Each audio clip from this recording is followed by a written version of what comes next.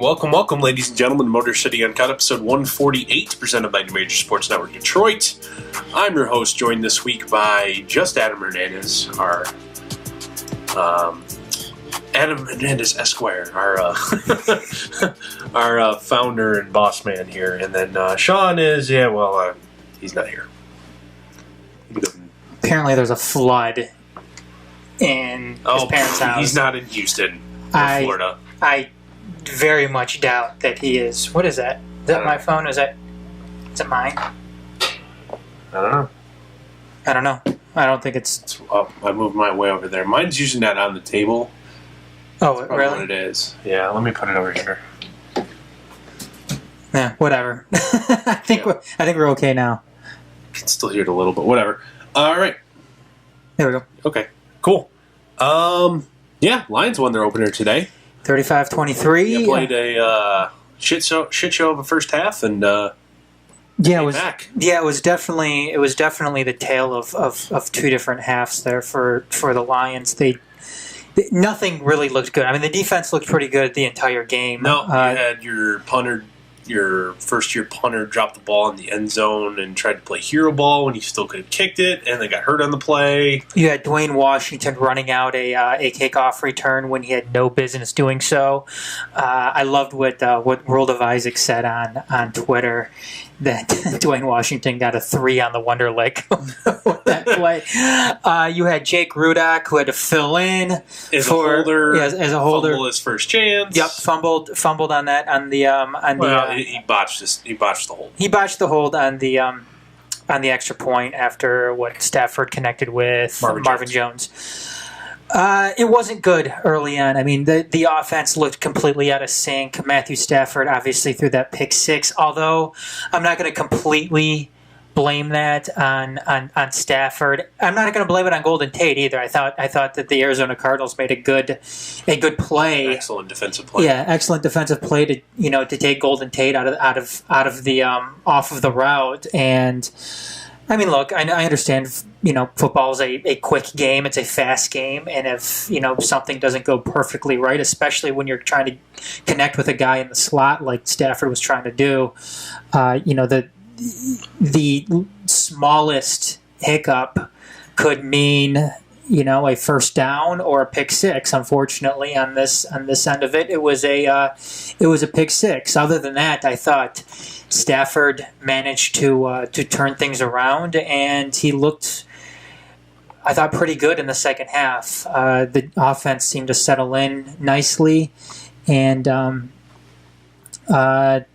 put some points on the board. Aside from that, the defense was excellent. Excellent again. I mean, the first half, you had a garbage time score when you were up 3 scores, so it really didn't matter at the end of the game. Yep. And a pick 6. Mm-hmm. They give up one semi-legitimate touchdown. Yeah, and keep in the third quarter. Yeah, and keep in mind, it was a 12.94-yard drive. I mean, that's a legitimate touchdown that's driving the length of the field. So you essentially gave up one, because the one didn't matter because you were more concerned about more time running off the clock, and the second one was a defensive score. So can't really be upset. David Johnson, though, they held him down. They held him, and he got injured too. I mean, he exited the game with 11 attempts, 23 yards on the ground. I mean, his longest also run had 6 receptions for 60-something or other. But yeah, but I mean, his longest game. He also fumbled. He forced 2 fumbles. Yeah, lost one of them. Yeah, I thought that they, and what, the Lions. This is something with the Lions. It seems like they've always done really well when it came to holding good running backs in check. Mm-hmm. That's something that they've always been able to do. I thought the defensive line looked really, really good in doing that. I thought the linebackers looked good. You had Carson Palmer to 27 of 48, so just over 50%. 269 yards, 1 touchdown, 3 picks. 3 picks. And you know what? 55 or 60 of those, 269 yards were on that last drive when it didn't matter. Yeah. I thought the Lions, they made a nice adjustment at halftime. I'll give this one to Jim Caldwell, too, because that was one of the things that Jim Caldwell never seemed to do. It seemed like the Lions have never been able to make that second half adjustment and, and do what they needed to do, whether it was, in bottom line, you scored 20 points in the fourth quarter. Yeah. It's a hell of a rally. Absolutely. I thought that, like I said, defense was good the entire game. They did take way too many penalties. What was it? All I know is they had 100. 10 for 100. 10 for 100. That's too much. You're gonna find yourself in a lot of trouble going forward with that one if you're going to continue to take 100 yards or more. I mean, they shouldn't even be coming close to that. And another very bright spot, yeah. Jamal Agnew on punt return. Averaged 16 yards of return on 3 times. Which was funny because the depth chart heading into week 1 is going to return punts. Was Golden Tate, returning punts for that. You know what? Here's the thing. Guess who fills out those depth charts that you find on the websites? What's that?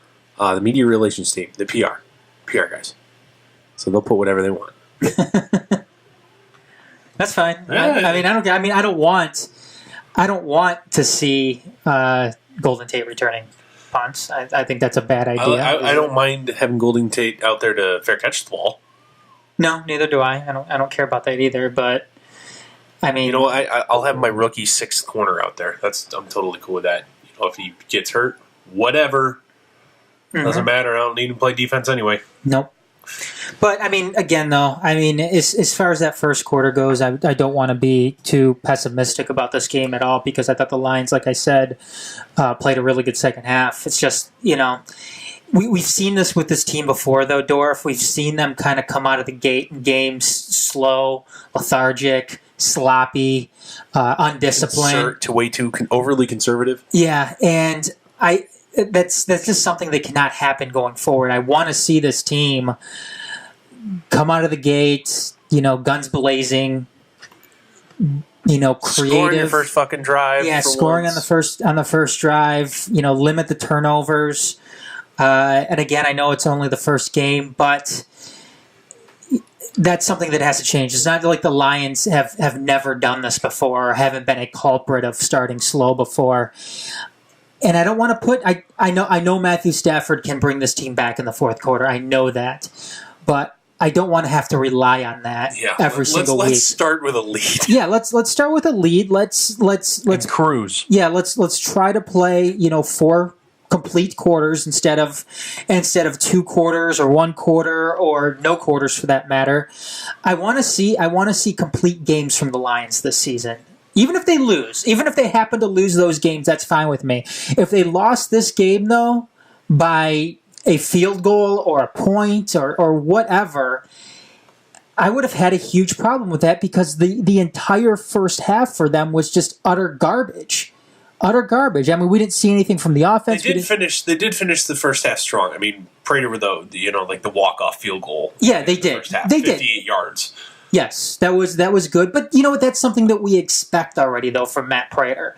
We expect them to get, at midfield and we're in range. Yep, and be able to put Matt Prater out there to blast it through the uprights. 40, yeah. We're at the 40 and in. Yeah, that's something that we see from Matt Prater all the time. I want to see them, start strong.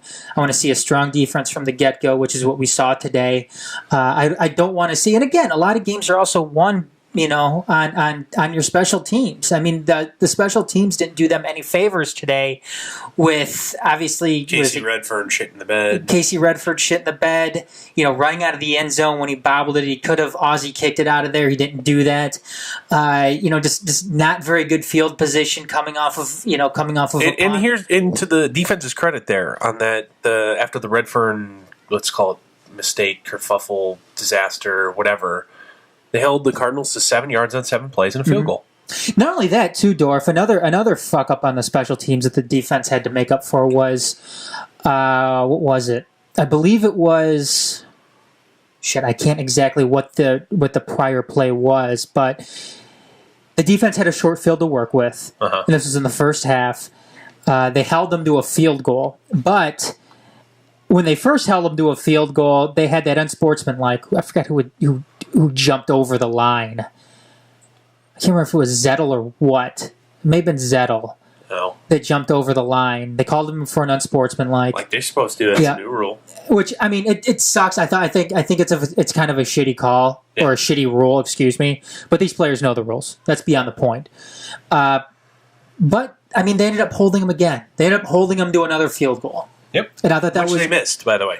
Yes, exactly, which they did miss. And again, this isn't an Arizona Cardinals team that is, that just isn't good. I mean, Carson Palmer's a decent quarterback in this league. The Cardinals team's going to be all right. Yeah, they're somewhere between a 7 and 9-1 football team. And from there, you would expect Carson Palmer to maybe hook up with David Johnson and get 6 points on the board. Yeah. It didn't happen. The defense did a good job holding them down, and they went from there. The defense was able to hold this team into the game long enough for the offense to get their act together. Yeah. And do something finally in the second half. What this means going forward, who they play next week? Quite honestly, I don't know. Yeah, who was it again? I know we made our predictions a couple weeks ago. Did you have them losing, though? Week 1? I don't remember. You don't remember? Yeah. It was 2 weeks ago we did those, man. Well, I remember I had them winning. Who do they play next week? Well, you actually predicted the worst record out of all of them. I had them at 10-6. No, I didn't. I predicted the best record. Sean predicted the worst record. Oh, that's right. Sean has them going. Sean, in the comments beforehand, was like, "Oh yeah, this team's gonna be pretty good," and he has them only winning 6 games.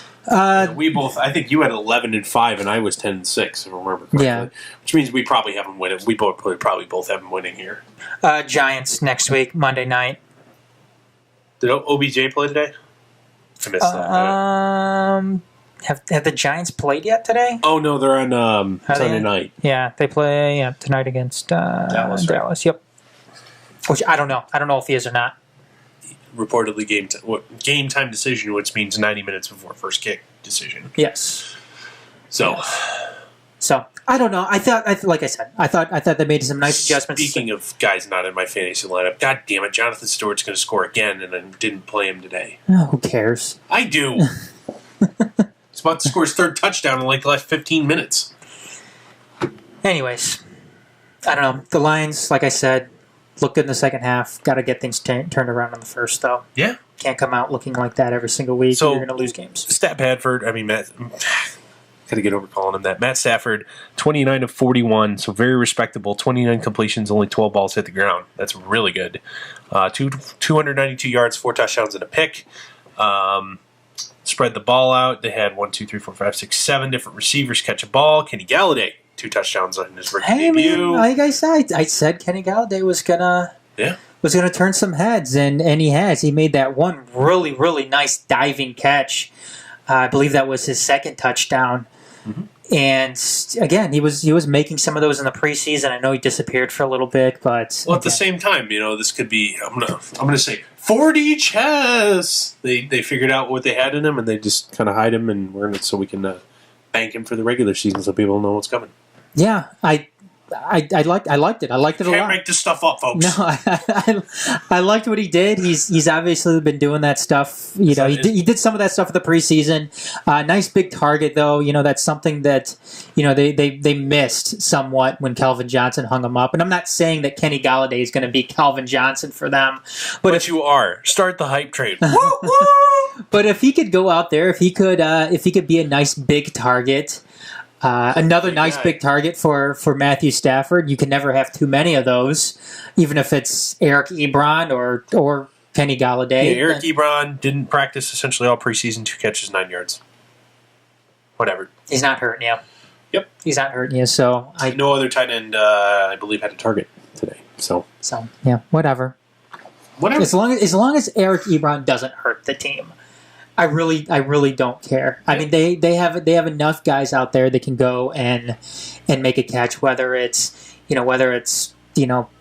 Golden Tate, Marvin Jones, Kenny Galladay. Jones only did have 2 catches today for 37, but one of them was for a score. Yep, one of them was for a touchdown. The other, I'll tell you what, Theo Riddick, his touchdown reception, that just absolute stop and change of direction on a dime. That was magical. No, Theo Riddick's a good player. Excellent. Yeah. Going to be a good player. Good at what he does. Yes. He's very good at what he does. Yes. Which is, it's a very valuable addition to any team. Mm-hmm.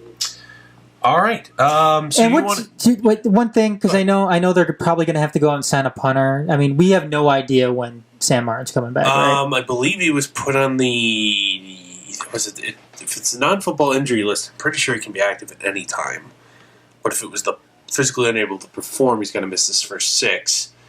and I don't know what's the answer as to which list he's on. Because they need him. They need him like no other right now. Let me try and figure that. So it's non-football injury list. I don't know what the NFI.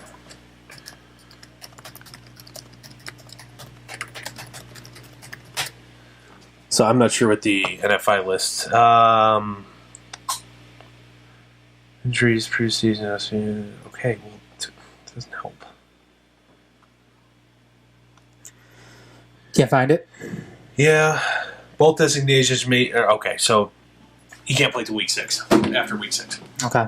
Well, they've got to find. Got to find another punter. They got to find another punter. There's a couple guys that were surprise cuts in camp that have been pretty decent punters in the NFL that are looking for work. So yeah, they'll have somebody. They're not going to be sending the punting equivalent of Kicklicious. No. Speaking of which, a guy that the Lions actually had in camp as a kicking alternative to Jason Hansen 6 years ago made a team this year. Oh yeah, Giorgio Telvecchio made the. He's now the kicker in Oakland as Janikowski's on the injured reserve. Oh, good for him. So good for him. He's actually been in camp with the Raiders for the last 4 years and finally made a team. Oh, good for him. Yeah. Anyway, you want to do? Also, Jared Davis in his debut led the Lions and tackles with 9. Also scooped up a fumble. Good stuff. Any areas of concern? I've got 2.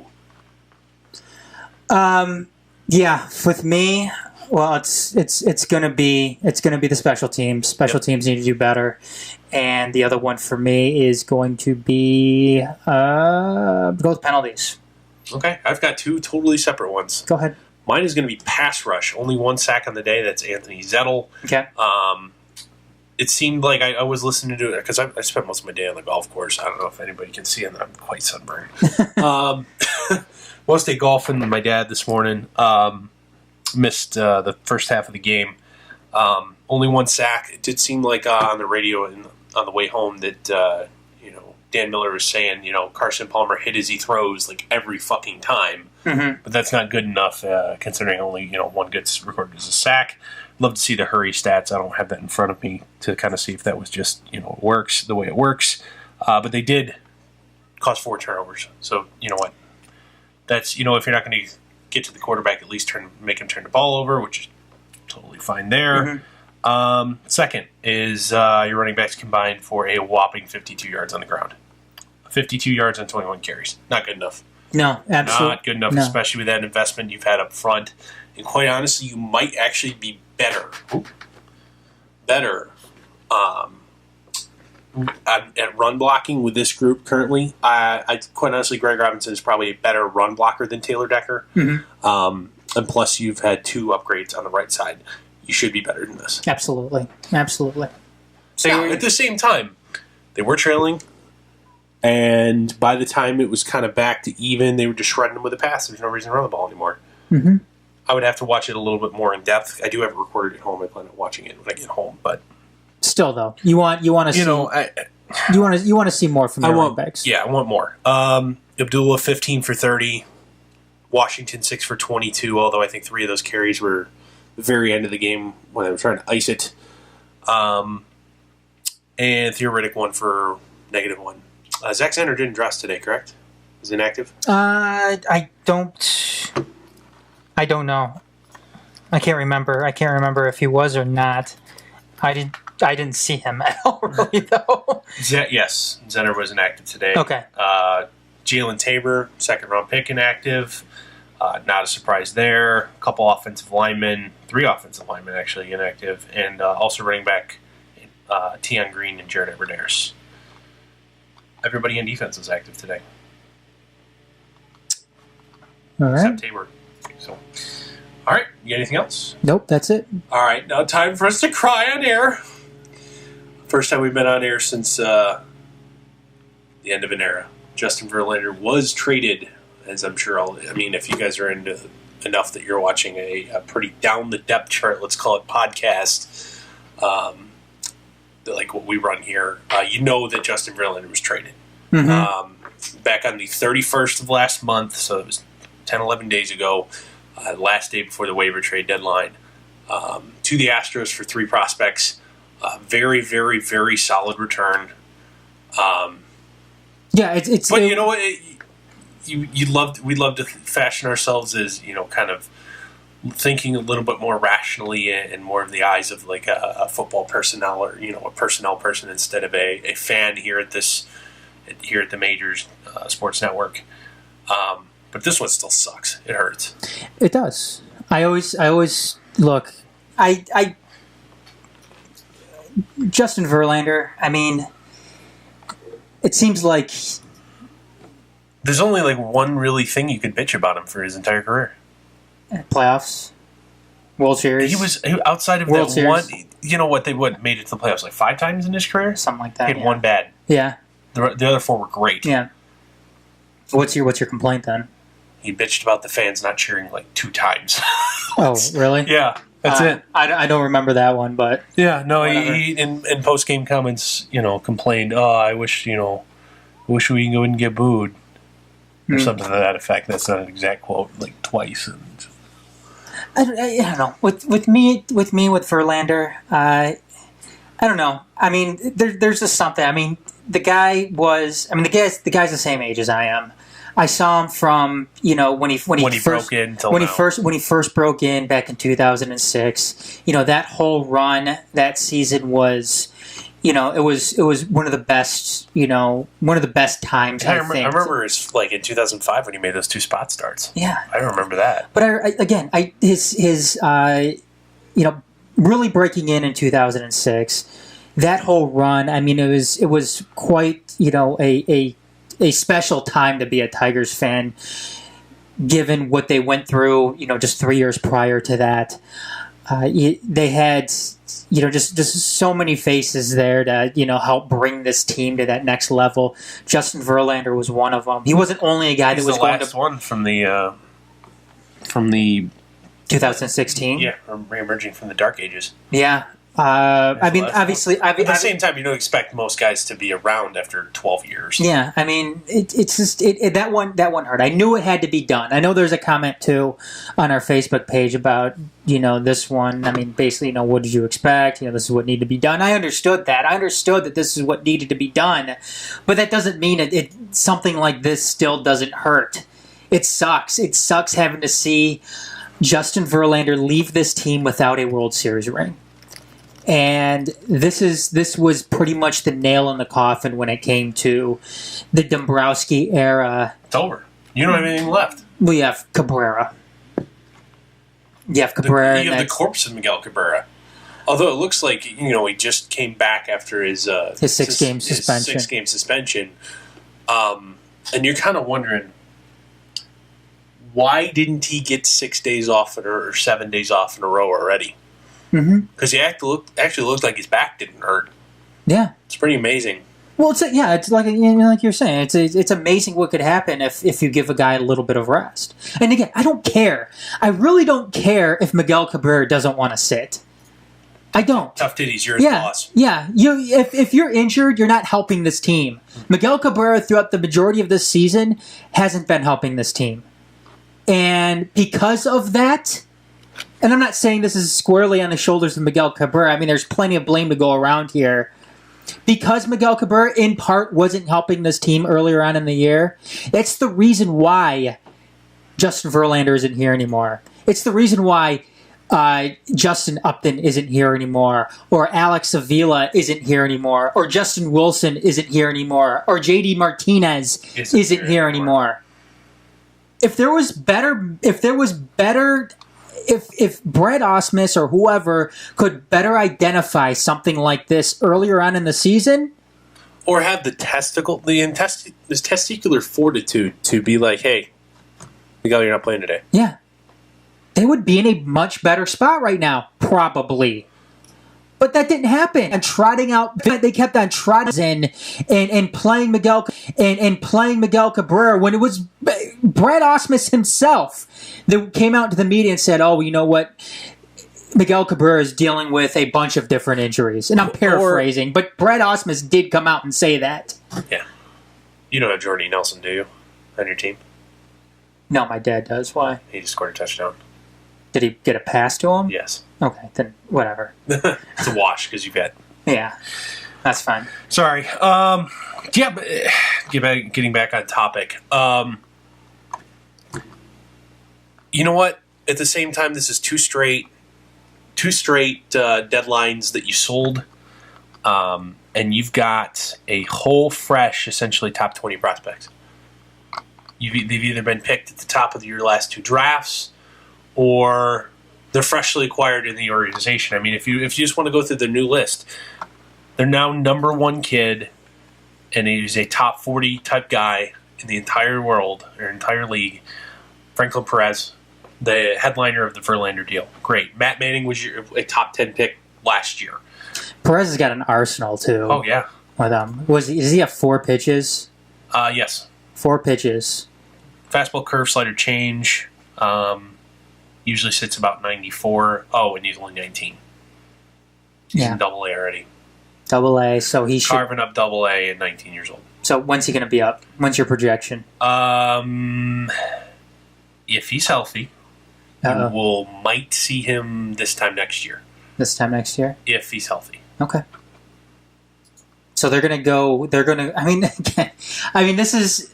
looking at the other side of this, Dorf...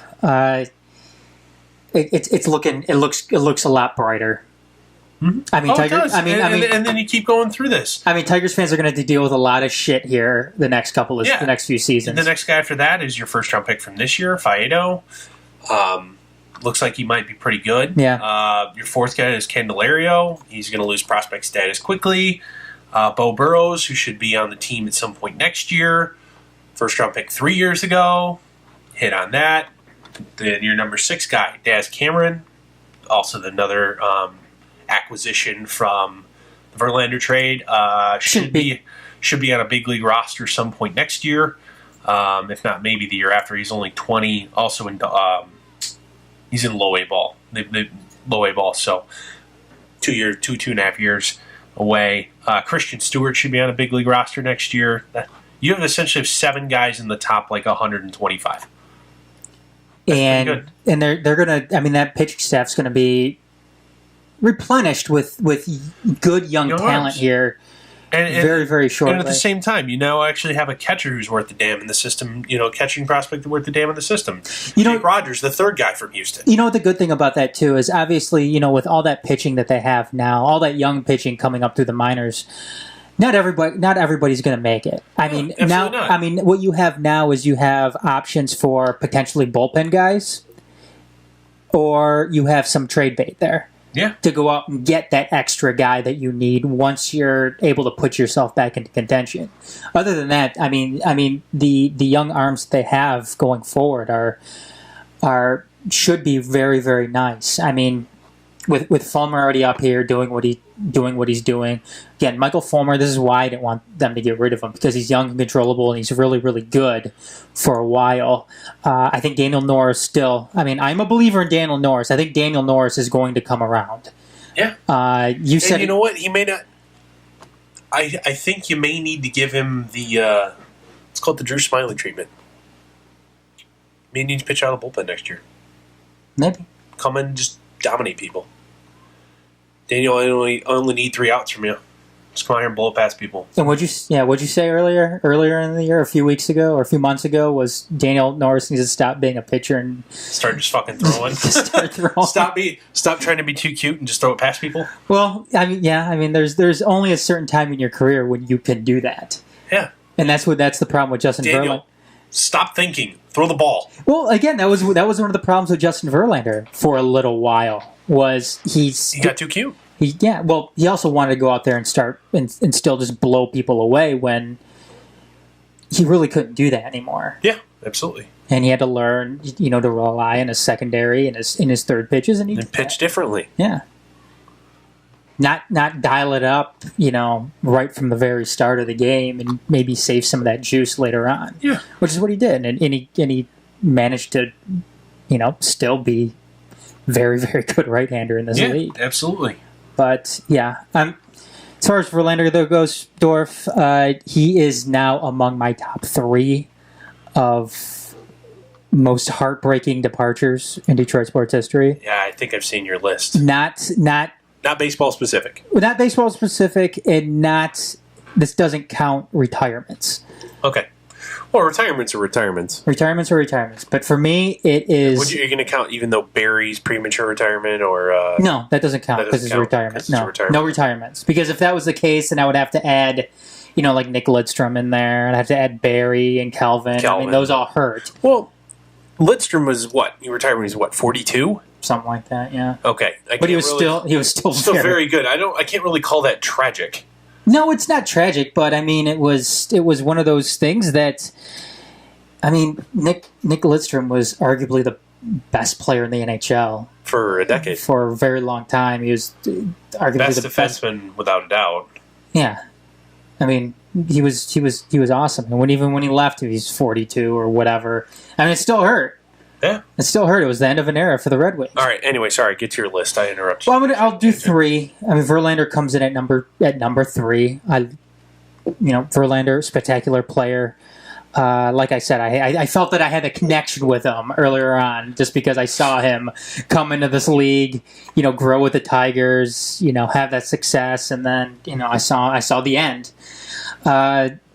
Next one for me was Pudge Rodriguez. And I know people are probably going to say that, oh, well, he wasn't a career Tiger. He didn't, his best years maybe didn't come when he was on the Tigers. They didn't come when they were on the Tigers. They came when he was on the Rangers. Mm-hmm. He was still excellent, though, with the Tigers. I point at Pudge in this sense because I thought Pudge was maybe the catalyst in that Tigers turnaround. Pudge was still a phenomenal player when he signed with the Tigers. Absolutely, he was not over the hill. No, he could have went to anywhere. He could have went back to the Rangers. He could have stayed with the Marlins. He could have went to the Yankees. I don't know, maybe at the Yankees. Posada was... Jorge Posada was still there. I don't think the Yankees would. Posada was still really good. Yeah. He could have went to a lot of places. He decided to come to Detroit. There was about 28 teams he could have picked from. Exactly. And make a shit ton of money in the process. Be the highest paid player at the position. Yeah. But no, he decided to come to the Tigers. And followed him after that. Maglio followed him after that. A bunch of other good players followed him after that. Cabrera acquisition. Yeah, which was in 2008. 2008. But at the same time, you had legitimate baseball in the Motor City again. Yeah. And if it wasn't for Pudge, making that commitment, then who knows what would happen with that team? Mm-hmm. Who knows if they go to the World Series in 2006 and have that, that moderate success. 2 World Series in the decade, appearances in the decade. You got to make that clear. Yeah. Yes. They didn't win a World Series, which I think is a big thing. It's a big thing with me, especially with that team and looking back and seeing what they had, and it's unbelievable. They may go down. I mean, some of those Tiger teams may go down as some of the best put together teams that never won a ring. Honestly, the best team I think they put together was 2013. Yeah. That squad should have been unbeatable. It should have been. I mean, it's amazing, and if it wasn't for fucking Big Papi... Fucking goddamn it! God, fuck him, man. You being goddamn clutch. And that fucking police officer. Woo! Fuck you, man. Yeah. Fuck you. Sorry for blowing everybody's eardrums out there. Number one, though, was Sergei Fedorov. That one... No, you whiny. That hurts. Best Russian player ever. Better than Pavel Datsyuk. Ovechkin. Sorry, better than Ovechkin. Ovechkin has more is put out more offensively. More offensive numbers, but he's not a guy that plays both sides of the ball. No, as far as being an all-around player, Sergei Fedorov may be the best that I've ever played. That's ever put on a pair of skates and went out on the NHL ice. Absolutely. A lot of people say too that Scotty Bowman was the one that originally put Sergei Fedorov on defense. Sergei Fedorov didn't like it, but he was awesome. And people say that if Sergei Fedorov would have stuck on defense, he would have won a Norris Trophy. And I believe it. I believe it. He probably would have eventually won a Norris Trophy. But Sergei Fedorov, best Russian player to ever play. And it sucks because when he left the Red Wings, he ended up leaving for less money than what he was being offered here. But it carried out. And that makes it hurt it even more. It's not like the organization went cheap on him. They made him the best offer. No, and And I don't hold that against him. Look, he wanted to go out. He wanted to be his own man. He wanted to be his own man. He didn't want to play in Eiserman's shadow anymore. No, and I respect that. And I don't... And to turn down less money and go to the People's Republic of California where you're handing over 10% extra of your income every year compared to here. I'm okay with what he wanted to do. It didn't work out for him. I'm sure he would admit that maybe leaving the Red Wings wasn't a great idea. But he hasn't actually said that. I mean, don't get me wrong here. I don't think he ever will. He probably never will. But I fully believe that if Sergei Fedorov could do it again, he wouldn't leave the Red Wings. But albeit he did, I don't blame him for it. I'm not gonna boo him. Whenever I see him, when he comes back for alumni games or whatever. But it still hurt. It hurt especially too because it seemed like there at the very end. It seemed like, maybe he might end up re-signing with the Red Wings. It's kind of like the Max Scherzer thing. This is very reminiscent of the Max Scherzer thing, except Max Scherzer ended up making more money in the process. But the longer that it carried on with Max Scherzer, you kind of had that feeling that, okay, maybe he's going to re-sign, but he never did. I mean, that's the one thing that you gotta realize with, like Max Scherzer was offered $144 million in the ownership group, powers that be with the Tigers at the time, were insulted when he turned that down because it was, securing his finances for life. And he's, you know what, I think I get more next year in the open market. Yeah. And he got $210 million with half of it deferred to when you can move to a income tax-free state. Mm-hmm. Can't blame him. No, you can't at all. You can't at all. And you know what? He took the appropriate action. He took out a huge fucking insurance policy as well. That's what you got to do. And guess what? It's been nothing but fucking dominant since he left. Mm-hmm. And here's the deal: if you re-signed him, you probably have traded him by now. Probably. You probably moved him at this deadline. Yeah. God, that sucks to think about. Can't imagine what they would have gotten returned from. 7,000 players. Oh my God, they'd have one of the best. They'd have. I don't know if it'd be quite Atlanta Braves or Chicago White Sox good, but considering. Oh my! Speaking of great rebuilds, yeah, the White Sox. Holy crap! Is their system loaded? Their system is loaded, but they haven't rebuilt yet. I mean, the guys aren't here yet. Well, what I'm saying is that talent needs to transcend in the major leagues. Yeah, see what their talent development. Well, and with that said, Dorf, I mean, would you? I hate saying this about the Royals because they did win a World Series, but remember how loaded their system was. Loaded. Should they have had more World Series wins than what they did? No, because their system turned out to really not be that loaded. Well. Lorenzo Cain they got from outside the organization. Okay. He was part of. He's what you got back for Zach Greinke. Okay. Him and Alcides Escobar. That was your compensation for Zach Greinke. Both those guys have been consummate pros until Escobar forgot how to get on base. Well, I guess my question though, Dorf, is it a disappointment? Other than that, what I'm saying is, other than that, you're out of that great system. Hosmer and Moustakas. Alex Gordon was before that. Mm-hmm. He's older than that.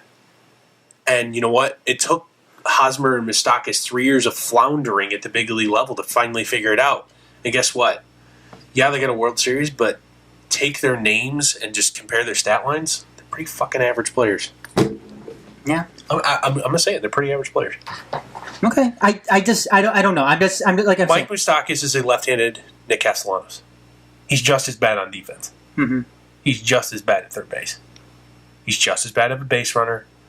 Oh, and he's a guy with about an 800 OPS. He's right-handed Nick Castellanos. Oh, who doesn't walk? He's right-handed Nick Castellanos, who's a very average baseball player. Speaking of Nick Castellanos, can I say something? Sure, go ahead. This is the last time we're talking Tigers on the show, so go ahead. Okay. The thing with Nick, I posted something today.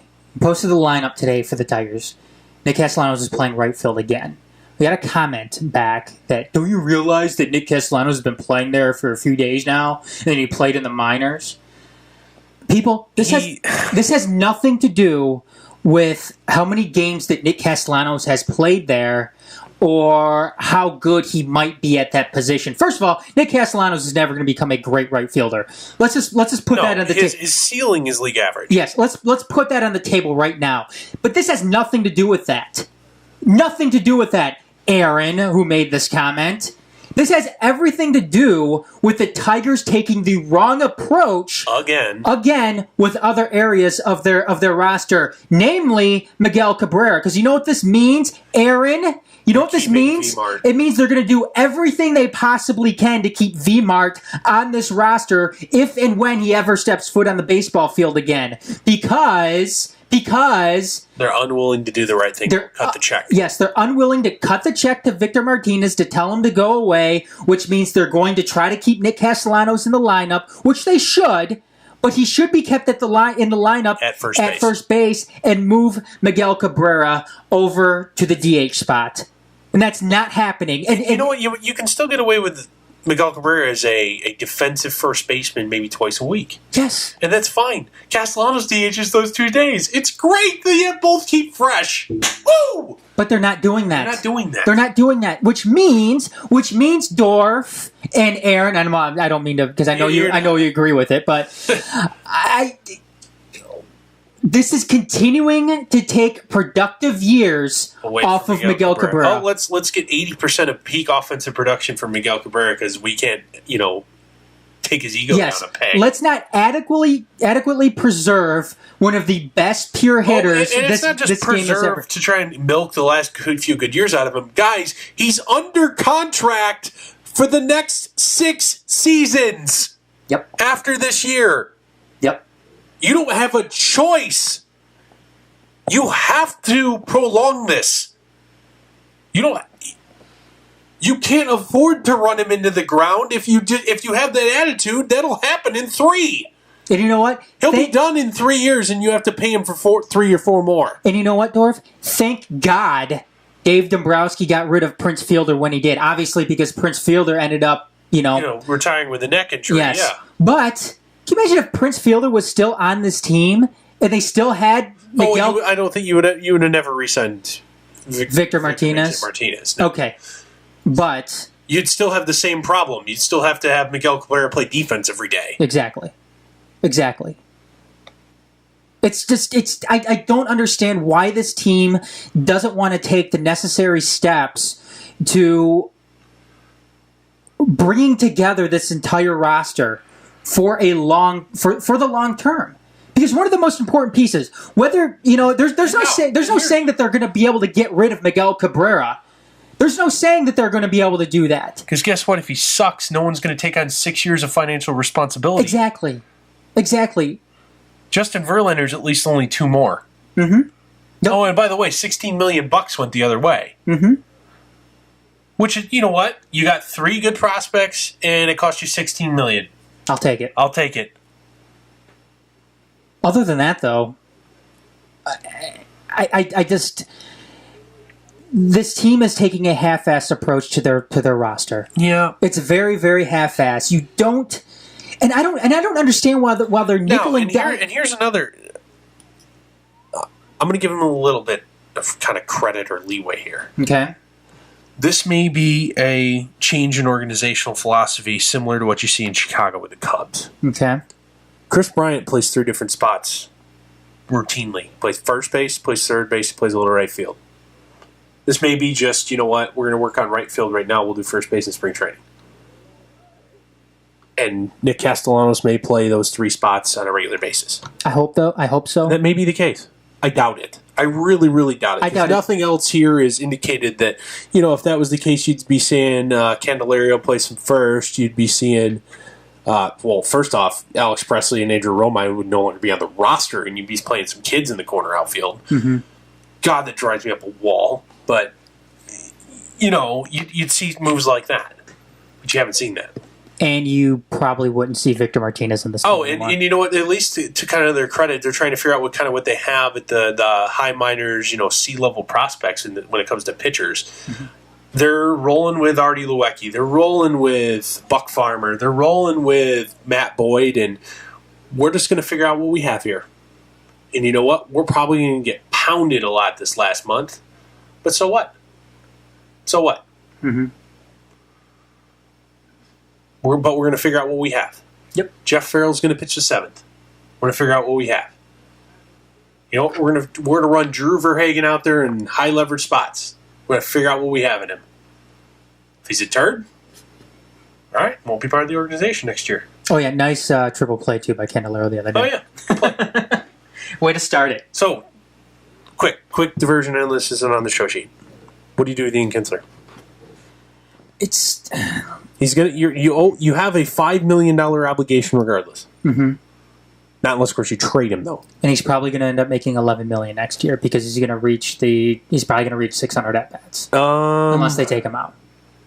He might not. That's not a for sure thing, but it'll be damn close. I think he will. Okay. I think he will. I'm just going to say he is. 600 plate appearances, not at bats, right? Plate appearance. Yes, plate appearance. I'm sorry. I think he will.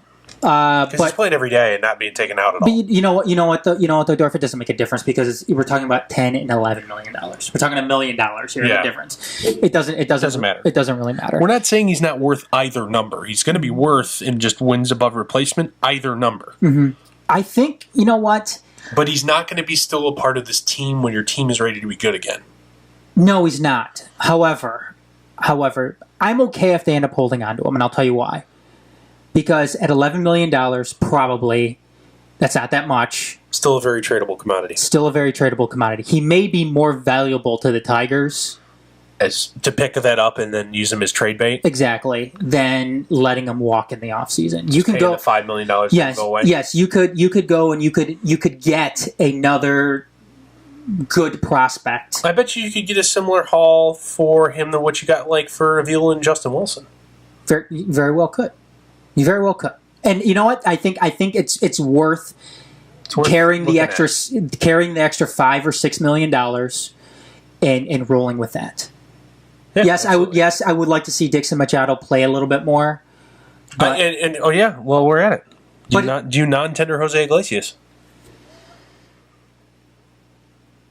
No, because I think he could be another trade bait piece too. He's a shortstop. An all-glove shortstop with a career OPS of 680. I know. I hold on to it though. Okay. Who's going to make about $7 million? I'm not concerned. I'm not concerned about. I'm not worried about the Tigers affording him. I'm worried about you're not going to get any. If you're trying to hold on to him as a, sign and trade asset, you're not going to get anything for him. It costs too much money and doesn't do anything for him. No. I'm okay because you know what? They still need to put. Still got to put a baseball team on the field. They still got to put a baseball team on the field, a somewhat competitive baseball team out on the field next year. Okay. And what was I going to say? Where was I going with this? He may be one of your attractions, and that's the reason you hold on to him. No, you have no commitment to him after this year. And Exactly. It's not. And one other thing too. I remember where I was going with this. I see some other people saying, you know what, talking about saving money. I don't care what kind of money they save. I really don't. Because and here's the other thing about saving. Cutting payroll so you can reallocate it. I'm not so certain that money will be reinvested. No, because you know what they should do, and I don't think you're necessarily wrong in that door. Exactly, sell the team. If that's the last resort. If you're not going to do this, if you're not going to reallocate those funds, you know what, you're in the 12th biggest media market that has baseball. Spend like the 12th biggest media market. Exactly. You've been spending as the 5th or 6th for the last 7 or 8 years. Exactly. Okay, so you know what that puts you at about current year. 180 instead of 200. 180 million. So you've right-sized it $20 million by $40 million by no more Justin Upton, no more Justin Verlander. And why do you need to save this money? You don't. I don't understand why this money needs to be saved. And here's the deal. I wouldn't expect it to be reinvested next year. I bet you the Tigers are entirely silent on the major free agent market this offseason. It could be. And that's good. Because you ain't going to be any good next year anyway. Don't blow your load. And you're not going to get guys to come here without incredibly overpaying them for what the value they're worth. You're going to have to spend $110 million on a guy that what turns out to be what you got in Jordan Zimmerman. Not the guy you should have gotten in Jordan Zimmerman, but the guy you actually got. Mm-hmm. You're going to have to spend money like that. And guess what? You don't want to make those long-term commitments to guys that suck. Because you don't want him. You're not going to want him on the team still when you're good again. And here's another honest conversation they need to have this offseason. It may be cutting Jordan Zimmerman a check. The guy's done. Here's the other thing. I don't think he's been healthy since May of last year. They're not going to do it. They can't do it to Victor Martinez. They're not going to do it to Jordan Zimmerman. Yeah. Which is sad. If they're smart, the money spent, do it with both of them. Hi, guys. Here's $100 million, or what is it? It'd be about $70 million to mine. Here you go. Bye. So it's such a...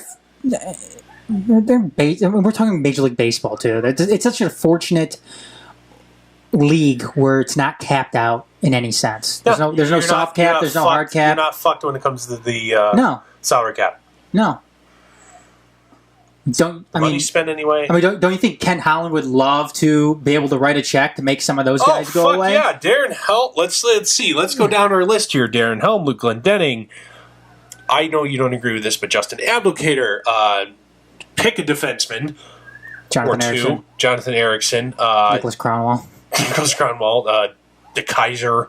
No, De Kaiser is fine. Young player. He's fine. I don't like the contract, but you can't cut a guy like that. Yeah, fine. Okay. Don't you think Ken Holland... And then we wouldn't have to worry about Andreas Athanasiou flirting with the KHL! Woo! Wouldn't Ken Holland love to be in an Al Avila spot right now and be able to... Or he could spend his way out of his stupidity. Yes. Absolutely. Although I don't know if that would be the case because I don't know if Chris Ilitch would want to run a deficit. Yeah. God, that guy... I have a feeling that Chris Ilitch is going to be the next fucking Tom Monahan in this town and... Just give fans heart attacks. So what is his stake? Because I know Mike Ilitch made all his money and had millions in the bank for Little Caesars. Mm-hmm. What is Chris's stake in other than the teams? Does he own anything else? Or is this his only source of income? Those two teams. I don't think so. It's. Well, I'm sure he has some investments in. Well, I'm sure he has some investments, but he's the head of Village Holdings now, which is still. All right. Motor City. Sell the team. Yeah, Motor City Casino, Red Wings, Tigers, Little Caesars, Fox Theater, Olympia Entertainment. It's all that property in Detroit still. All the parking. Yeah. It's just, I'm pretty sure that still, when you park in some of the lots for Lions games, it's still... Olympia. Still, yeah, you still see Olympia on some of those parking tickets that you get, or stubs. So, who knows how much money they're I'm not ready to start leading the protest on... Down Woodward. Calling for Chris Ilitch to sell the team.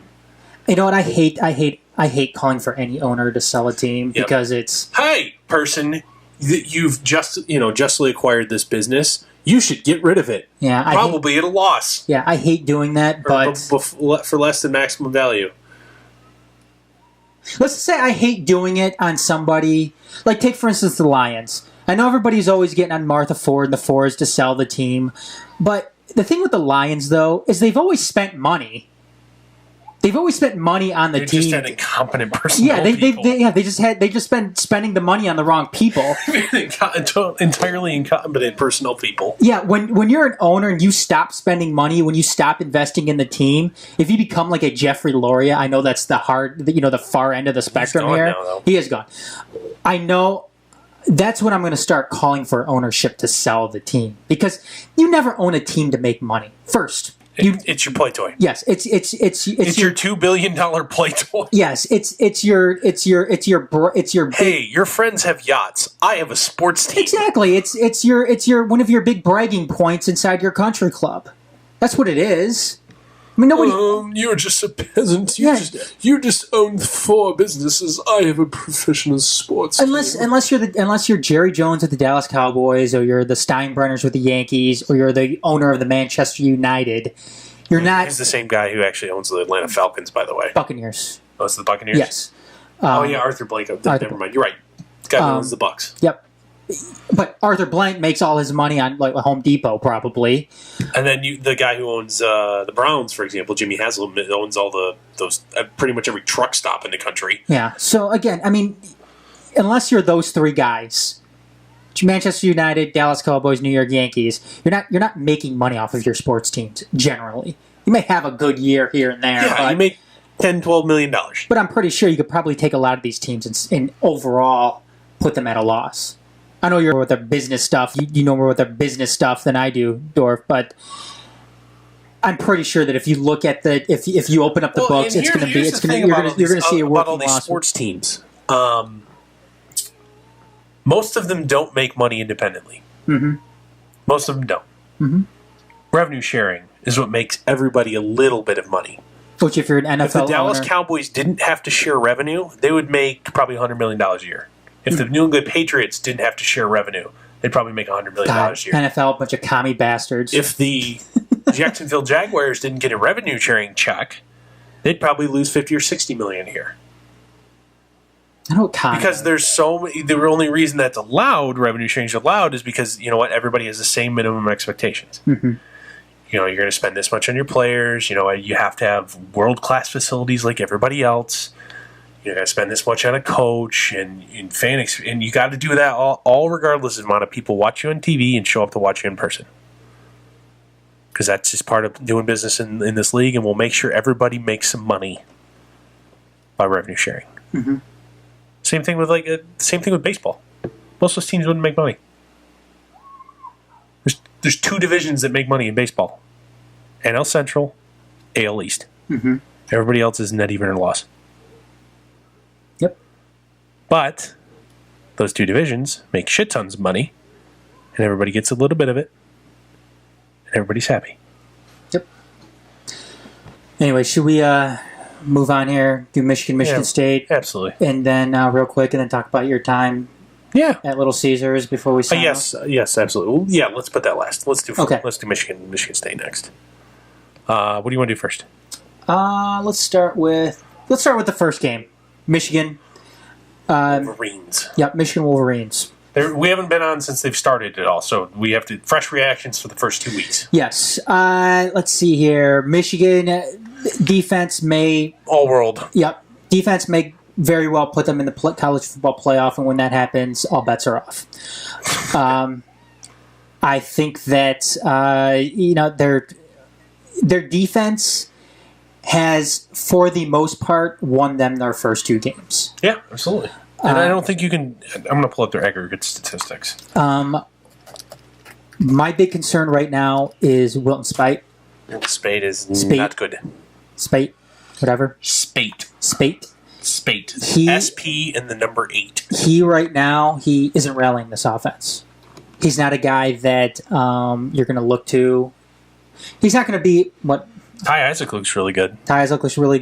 But Wilton Speight, he just looks very average out there. Looks very shaky. I thought the Michigan offense looked very, very shaky in the first half. Other than that, I think that their defense is going to continue to be dominating throughout the rest of the season.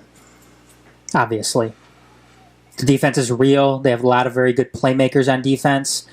All the concern right now lies with that offense, with the quarterback not being able to rally, not being able to make his plays, not being able to find open receivers on the first, second, or third look. I think that it's still early now, obviously, and they could go and make adjustments, obviously, throughout the rest of the season. They do have options. I know that Dorf was one of the ones saying that... Brandon Peters will be... I still maintain this. I said that's in the preseason. Brandon Peters will be the starting QB before the end of the year. Yep, and I don't know. I think that I think the defense is something that is going to be able to give the offense a little bit more time to find its groove and find its direction this season. But that's my feeling, though. After the first 2 weeks, defense is unbelievable. Yeah, getting to the quarterback with regularity. I mean, that's even with the defensive line is combined for a sack and a half. Mm-hmm. Linebackers and whatever you want to call the Jabril Peppers position. I call it a safety, but the Viper linebacker. Stupid. That guy, his replacement, Haley Hudson, he's got 3.5. It's good. 3.5 sacks. Devin Bush also has 3.5. Devin Bush. Sorry, 2.5. Sorry, 3 Devin, sacks for Hudson. Bush looks really good. Sean Gary looks really good. They've recovered 3 fumbles. They picked off a couple passes. I mean, they're taking one of them back to the house. Defense is elite. It's college football elite. Absolutely. That's what it is. Did you have any thoughts on Michigan at all? They could just essentially kind of let's go the Stanford route. This sends Andrew Luck. We're not going to put the ball in the air because we don't have to. We're going to play damn good defense and just run the ball and play really boring short games and win 10 of them. And they could win 10 or 11 games. Mm-hmm. After what I saw this week from Ohio State against Oklahoma, I'm pretty sure if you might, playing like you have these first 2 weeks might be enough against them. They're not good either. Ohio State? Oh, no. They're not good. They're in trouble. They had a lot of turnover, too, in this offseason. Well, at the same time, they put what? Like 7 first-round picks in the last 2 years? Yeah. Like 12 guys? Like 15 or 16 guys in the last 2 drafts? Look, Ohio State is still Ohio State. Yeah. They still have Urban Meyer. They're still going to be a formidable team that you can't look past. Absolutely. But as far as those other Ohio State teams that we've seen before where they're just dominating and rolling over teams, I think we've seen so far these first 2 weeks, even though they did pull away and they did end up beating, Indiana by multiple scores. It was close for a while in that first week, though. I don't think this is the same Ohio State team, and I said it, in our week to week predictions that, Michigan is going to beat Ohio State because it is in Ann Arbor. If it was in Ohio State, then I thought there might be some different storyline for it, but Michigan State, though. Do you want me to? Go ahead. You first. I don't have anything. My mama taught me that if you don't have anything nice to say, don't say anything at all. Okay. Defense looks good. Yeah, they do. Defense looks good. They're not really good. They're not Michigan elite or anything like that. They're not the Michigan State of old. But they're not going to hurt you. Yep. They'll be an above-average Big Ten defense. Yep. And you know what? They may be able to hide some of the inadequacies on offense. Yeah. Some, not all. Yep. The offense, though, on the other hand, I thought LJ Scott had a nice bounce back game from last week. Lorky is very, very good on his feet, but you know what? Yeah, but you know what? That may end up being a detriment to him in some aspect. He's going to get killed. Yes, going forward against good defenses. Yep, he's going to get killed. He's going to get killed. He may, obviously, he may be hurt. He's going to fumble the ball a couple of times because of the way he runs. He did it last week against Western Michigan. He actually lost the fumble in week 1 as well. Yep. And, offense, obviously, like Michigan, is probably going to be the detriment to that team. Yep, absolutely. That's basically it, though. What do you think? They're a little bit better at defensive back than I thought. I was not confident in their ability out wide at corner.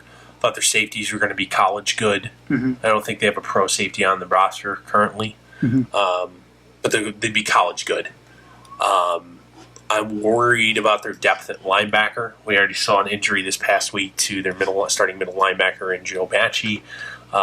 He does not look good coming back, and they're dead thin other than that. Their defensive end play is pathetic. It's good enough to stop the run adequately, but they're going to have to bring 6 to get pressure. Mm-hmm. They just are, and that's not a recipe for long-term success to have to bring 6 every time. I thought that they handled what I think was a pretty good Western Michigan, the team at home. Western's not bad. Western's not bad. They'll win the MAC again. Yep, they're better than the 0-2. That's if the Flying Eagles of Eastern Michigan don't choose. Hold that thought. Western Michigan, though, is better than the 0-2 record that they have. Absolutely. Come on, you went out to USC and lost. You were in that game in the fourth quarter. Yep. And then you lost by 2 scores in East Lansing. Yes. There's no shame in that. No shame in either of those. Now they'll probably rattle off like 9 of 10 and go 9-3 and play a New Year's Eve. Eastern Michigan now. Bowl game. Eastern Michigan. Who's the head coach again? Chris Creighton. Chris Creighton, getting things done, man. Yep. I mean, I know it was only against Rutgers, but that was their first. By the way, that is the first Big Ten team who's been favored by less than a touchdown against a MAC opponent in like 40 years. And the first time that Eastern Michigan has ever beaten a Big Ten opponent. Absolutely. Yep. Ever. Yep. Ever. Which is not a surprise because A, they don't play them often, and B, well, they made their first bowl game in 28 years last year. Eastern's been horrible for a long time, but you know what? It didn't seem like anybody wanted to win that game. They're showing it. They're the truth. They're showing on the Big Ten Network the amount of mistakes and just stupid penalties some of these guys were taking, and just some of the awful plays that were being committed. Like I said, it didn't seem like anybody wanted to win that game. And you know what? I had no idea that Jerry Kill was the offensive coordinator at Rutgers. Yep. No idea. I that totally went over my head. But you got to hand it. Well, you didn't hear what happened. This is before the PJ Fleck hiring. I essentially said I want to get back into coaching, and they're like, "No, you're going to stay here in the athletic department." He's like, "Fuck you guys, I'm out." But again, it's building blocks here. I thought Eastern Michigan going on the road to Rutgers, even though it is Rutgers, it's still a Big Ten opponent. They go out, they win. Yeah. That's pretty much all you can ask for. I thought that was a good showing by Eastern to come out on top in that one. Close Absolutely. Game, coming out on top. Hopefully it gives Eastern something to work off of here. So. Yes, sir. In Central Michigan, didn't they just annihilate Kansas? Yeah. I think they did. They were up like 35-6 last I saw. I didn't see the final score. But it wasn't close. So how about that Little Caesars Arena, Dorf? I'm excited. I want to hear about it. And what did you think? It's beautiful. I figured. And you know what? I don't, this is just somebody else talking. This wasn't by any means official information. Wait, were you on one of those tours? Did somebody have like a little microphone? And it wasn't a tour. They were essentially just letting people in, a couple thousand an hour. Mm-hmm. They just asked you to leave after an hour. They didn't make you, though. They didn't clear everybody. Where you just could wander around about 2/3 of the main level and the upper level. Mm-hmm. The bottom level was closed because I think the Wings development team or whatever. Was practicing. And apparently you can see the practice ice when you go down there, and they didn't want them to be disturbed. Mm-hmm. So, but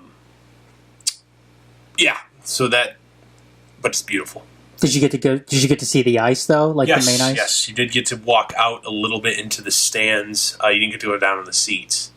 But I'll tell you what they did. This is what I was getting into. This is just this isn't official information, but this is just what somebody was saying when I was standing by and looking out onto the ice. They asked some of the players about what are the features of the most intimidating place to play, and where are they, and what are the features that make them scary to play there, and and they took them into consideration. Those stands are very, very steep. Are they? You're not going to have to worry in the lower bowl that the guy is standing in front of you, so you have to stand. You're still going to be able to see over them sitting down. So you're on top of the ice. You're on top. It's like 55 fucking degrees down. Really? Oh my god! It's straight. It's almost straight down. Okay, I have a fear of heights. Am I going to be scared? No, you actually have steps that are big enough, unlike the Joe, and the seats aren't crammed right next to each other, so you can spread out a little bit, and there's adequate leg room. It's amazing. How was the concourse with the plenty of room with that sky with the glass? It's really cool. Is it cool? What I'm going to think is once it gets going, I think they're going to struggle to keep it clean. Because how are you going to clean a glass roof like that, realistically? So it'll kind of get dirty and kind of lose its luster. But right now it's amazing. Mm-hmm. The office space around the perimeter, up above, isn't done yet. They were actively working on that while we were there. Oh, really? While people were there. They were in there. The bones of it is done, but, all the stuff on the inside wasn't done yet. And Aaron Rodgers just threw a pick, by the way. I don't think I lose points anyway, though. So you don't? No. Okay. All right, you don't care. I'm not happy about it. Yeah. Anyway, just 2 picks in one game, too, for him. That's scary, because he had, what, 10 or 12 weeks last year with that one? Yeah. The last 10 or 12 weeks? Yeah, something like that. Yeah. Well, you haven't. The thing beautiful. is, I figured there's a shit ton of room. How's parking? Where'd you guys park? Did you guys park in the garage? A little bit of we didn't park in the garage. No. We parked in one of the District Detroit surface lots. Mm-hmm. about a block and a half away, across from the Masonic Temple, main entrance of the Masonic Temple. There's about probably a 150 lot. Okay, so you're kind of there. So you're kind of over in the Cass Corridor area, old Cass Corridor area. Really wasn't that far. No, we weren't that far over. Actually, technically, yeah, I guess it would be the Cass Corridor because it was at Cass and Temple is what the lot was. It's all right. How is the area around the stadium? Still very much under construction. Is it? Oh, yeah. Okay. Nothing is done around it. So they're just basically saying, okay, let's get the building done first. The building could host an event today. It could host an event, but all like the office around, they had all the concessions open, so you could try it out. They've got some decent offerings there. Prices are ridiculous as always because it's a stadium. $11 for a fucking draft beer, Jesus! A craft draft, which is it's like Bell's Oberon. It's like Oberon is good, man, but I can get a 6-pack for $10 at home. So you aren't doing one of these? Let's see what kind of crafts you have here. Didn't see anybody protesting Kid Rock's restaurant. No, although it looks really nice inside. Does it? Yes. I'm not fucking going to that. Fuck that douchebag. I doubt they have anything for your appetite sensibilities anyway. Whatever. Because this is This is America. This is America. This is red meat, beer, domestic beers and chewing tobacco. I'm sure Sean will like it, though. Yeah, that's right up Sean's alley. But, I mean, the concourse, there's plenty of room. There's multiple exits. You don't have to walk down a bunch of stairs once you get out to get back down the street level, which will help easing exit traffic. Yeah. There's escalators all over to get up to the up top. Bathrooms aplenty. Good, because I think there's like 2 in the Joe. Yeah, bathrooms aplenty. It'll be all right. Did you see any suites? Did you get to go in any? I did not get to go in any of them, but that's the other thing. Suites are like main floor entry. Some of them are. Yeah. So you know what actually was cool. You know who was one of the first stadiums to get that started? Who's that? Like the main level suites. The United Center? Palace. Yeah. Palace is one of the first buildings to get on that train. And you know what? The thing is, you haven't heard a lot of stuff with the Pistons in the new building because I'm hearing that the Pistons locker room isn't done yet. It might not be. And that's the other thing. Everything is red. Everything is red. Well, red's part of the Pistons color scheme. It's a very minor secondary color. Red? Yeah. No, red could be a main color with them. It has in the past. Okay. Well, everything. Well, keep in mind too that this was a Red Wing stadium first. Oh yeah, it was. It was a hey. Can we move in too? Yeah, that's. I mean, you want to pay us several $1 million a year to rent it? Okay. And it's a shared color between the two teams. You can't go and put blue in the seats. All the wall art and everything it's all Red Wings. There's no Piston shit in there. There's hardly there's the hanging banners all over. Like there's some Pistons players on them, but there's a bunch of wall graphics and wall art. There's a bunch of auto parts turned into a winged wheel. Well, I mean there ain't none of that for the Pistons. Well, I mean it's a. I mean, the Red Wings are more of a storied franchise than the Pistons are. Yeah. But it looks like everything was done. It's like, oh shit, we got to put some Piston shit in here. Suppose we can take that one down. Let's put some up over there. Hey, let's take down that picture of Rick Zombo and get a picture up of Vinnie Johnson. Yeah. So there's that, but it's beautiful. It's absolutely beautiful. I can't wait to see it. I can't wait to see a game in there. I don't care if it's a Red Wing game or a Piston game. Yeah, we need to go to a game. Yeah, I'm definitely going to be looking forward. I think I pretty much, and I don't care decided yesterday. I went yesterday. Then I'm going to at least see one of each this year. Yeah, I'm going to find a way to go to one of each. I don't care how shitty the Red Wings are going to. They're both going to be bad. Pistons are probably going to be slightly better than the Red Wings, but. Yeah, I can't wait. I mean, based on all the pictures that I've seen, one of my favorite things that they did there, and it's very, very subtle, was putting up the old Olympia.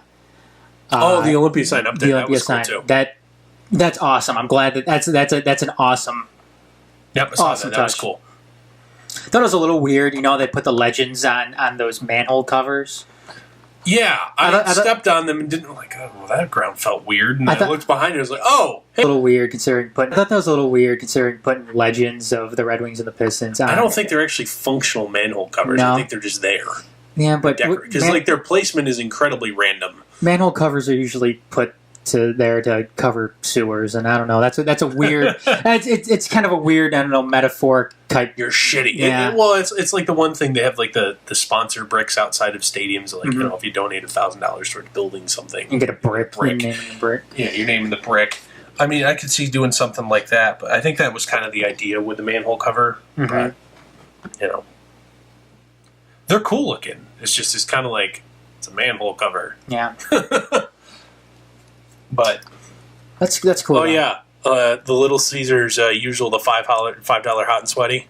Yeah. $15.50. $15.50. $15.50. Wow. Damn. $15.50. You get a quarter pizza, so the big slice or whatever, instead of cutting an eighth. Is that $5? Four. Holy shit! It's for the hot and sweaty. Oh God. Whatever. But it's the flat rate price for the cheese, the pepperoni, or the 3-meat treat. Ain't no vegetables for you. Wait, how much is... No, that's what they all are. I can't just get a cheese? You can't get a cheese. How much is that? The same. See, one of the benefits of being vegetarian is you usually don't have to pay as much as you... Your pizza toppings are cheaper. As you animal killers, but... Damn. You just jelly. Whatever. I like I said, I just want to go see it. I usually don't eat at games anyway. Yeah, it's usually a pretty good practice for your wallet. Yeah. No, it was beautiful. Yep, can't wait. Really nice. Anything else tonight? Yeah, Fly Eagles Fly. 2-0. 2-0. Eastern Michigan. Are we done yet? So do I start the music? Do you want me to start the music now? No, you can't. Okay. Fly Eagles Fly. Hold on, give me a second. I'm just amazed. They only need 4 more wins. They only need to win 4 of their next 10 to be bowl eligible. They're going to do it, man. Actually, they're off this week. They have a bye week. Michigan State does as well. Michigan State has a bye week this week as well. Who does Michigan play this week? Who does Michigan play this week? I just looked. Isn't there non-conference cupcake? Or do they start the conference season already? No, I don't think they start the conference. Give me 1 second here. This goober's wearing a Mets hat. What a loser. Air Force. Oh, the Chair Force. This should be a decent game. Hopefully everybody survives with their kneecaps still intact. Hey, it's a service school. You got to be nice to them. Yeah, you do. Doesn't mean you have to like them cutting your fucking defensive lineman every goddamn play. All right, that is going to wrap up episode 148 of Motor City Uncut, presented by the Major Sports Network Detroit. Join us next week. Actually, are we going to be on next week because of the 300th episode especial? Yes. Live will still be on next week. So, same time, same place. Each and every Sunday night at 6. We'll see you guys next week.